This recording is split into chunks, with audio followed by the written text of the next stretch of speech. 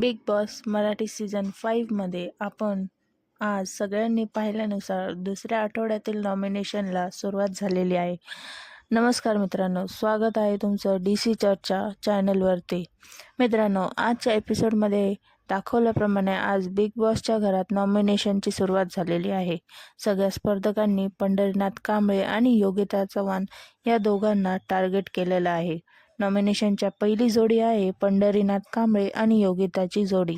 त्यानंतर घनश्याम आणि निकीची जोडी आहे. तिसरी जोडी निखिल आणि सूरजची आहे.